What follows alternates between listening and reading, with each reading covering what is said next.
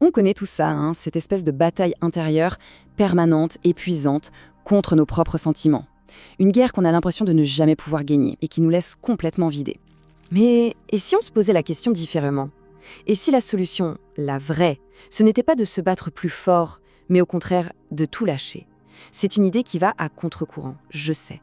Mais explorons-la ensemble. Et si le vrai problème, ce n'était pas nos émotions, mais la lutte acharnée qu'on leur livre? Cette guerre intérieure, on sait exactement ce que c'est. Une vague d'anxiété, de tristesse ou de colère qui monte, et hop, premier réflexe, on la pousse, on l'ignore, on essaye de la faire taire. C'est presque un instinct. Mais la question est, est-ce que ça marche, vraiment? Et c'est là que tout bascule. Le cœur du problème, ce n'est pas la douleur initiale, ce n'est pas la piqûre de la peur ou du chagrin, non. La vraie souffrance, elle vient de ce qu'on rajoute par-dessus, cette deuxième couche, faite de jugement, de honte, de cette résistance acharnée. C'est elle qui transforme une douleur passagère en une véritable prison. Alors c'est quoi, concrètement, l'acceptation radicale? Eh bien, c'est la capacité de dire un oui total, sans aucune réserve, à ce qui se passe, là, maintenant. Mais attention, ce n'est pas du tout une résignation passive. C'est un oui qui est plein de bienveillance, presque comme un accueil chaleureux pour tout ce qui se présente, même ce qui est difficile. Et ça nous amène à identifier le véritable adversaire dans cette histoire. Parce que, on l'a vu, le problème, ce n'est pas la peur, la tristesse ou la colère en elle-même. Non, le vrai ennemi, la source de tout notre tourment, c'est notre combat désespéré contre ces émotions. Regardez bien, cette distinction est fondamentale.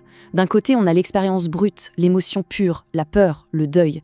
De l'autre, tout ce qu'on plaque dessus, le rejet de soi, la honte qui nous fait nous recroqueviller, la contraction physique. Ce sont vraiment deux choses complètement différentes. Comment ça marche en fait la résistance? C'est simple. Elle crée une division, une frontière. Il y a moi, ici, et il y a cette chose horrible là-bas qui ne devrait absolument pas être là et que je dois chasser. Cette lutte, elle crée une tension très très réelle dans le corps et un sentiment terrible d'être complètement seul face à ça. Bon, si se battre ne fait qu'envenimer les choses, alors on fait quoi? Comment on passe de cette lutte stérile à une sorte d'alchimie, une manière de transformer ce qui nous arrive? Eh bien, cette philosophie, elle se traduit par une pratique très accessible. La première chose, c'est juste de faire une pause, de sentir sa propre respiration. Ensuite, tout doucement, nommer ce qui est là, sans juger. Tiens, il y a de l'anxiété. Puis, intérieurement, juste murmurer « oui, oui, tu as le droit d'être là ». Après ça, on quitte un peu l'histoire dans la tête pour se connecter aux sensations directes dans le corps. Et enfin, on peut se demander de quoi cette partie de moi a-t-elle besoin en ce moment. Alors là, attention, c'est un point hyper important. Accepter radicalement une situation ne veut pas dire qu'on l'approuve ou qu'on l'aime. On peut accepter une grande injustice ou une profonde douleur. L'acceptation, c'est simplement un acte de volonté. La volonté d'arrêter de fuir et de permettre à notre conscience d'entrer en contact avec la réalité telle qu'elle est. Et maintenant, on arrive à ce qui est peut-être le changement de perspective le plus profond de toute cette approche. Il ne s'agit plus seulement de gérer des émotions, mais de découvrir ce qui, en nous, est capable de les contenir. C'est une question qui change tout, non? Si la tristesse, la joie, la colère ne font que passer, qui est là en permanence? Qui les observe arriver, puis repartir? Qui est l'hôte? La réponse, c'est la conscience. Imaginez-la comme un ciel immense, bleu, complètement ouvert. Les émotions, les pensées, ce sont juste des nuages. Ils traversent le ciel, ils changent de forme, parfois ils sont sombres, parfois légers, et puis ils finissent toujours par passer. Mais le ciel, lui, il ne bouge pas. Il reste là, vaste, stable et paisible. C'est là que se trouve la véritable libération. On passe de l'identification totale du « je suis triste » où l'on devient l'émotion, à une observation beaucoup plus vaste de la tristesse est en train de se passer dans ma conscience. Ce tout petit changement de mot, il change absolument tout. Et ce qui est fou, c'est que cette pratique ne nous libère pas seulement individuellement.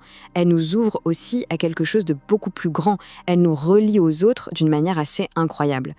En reconnaissant ses propres peurs, ses propres désirs profonds, son besoin d'être aimé, on se rend compte que, finalement, chaque être humain sur cette planète partage les mêmes aspirations fondamentales. Cette simple phrase, c'est comme un pont entre notre monde intérieur et celui de tous les autres. Et quand on réalise ça, le sentiment d'être seul avec ses problèmes commence à fondre. La petite coquille du moi, séparée des autres, se fissure et laisse la place à un sentiment d'appartenance à un cœur bien plus vaste, un cœur humain partagé. C'est essentiel de comprendre que l'acceptation radicale, ce n'est pas une technique qu'on sort de sa boîte à outils de temps en temps. c'est une invitation à vivre différemment, à chaque instant. La pratique ne reste pas sur le coussin de méditation. Elle s'infuse dans le quotidien. Elle devient une manière d'être au monde. Chaque conversation, chaque frustration, chaque petite joie devient une occasion de rencontrer la vie avec plus d'ouverture. Et le but, ce n'est pas de devenir quelqu'un de nouveau, mais plutôt de révéler la nature bienveillante et éveillée qui est déjà là, en nous. Alors, je vous laisse avec cette question. Laissez-la infuser un peu.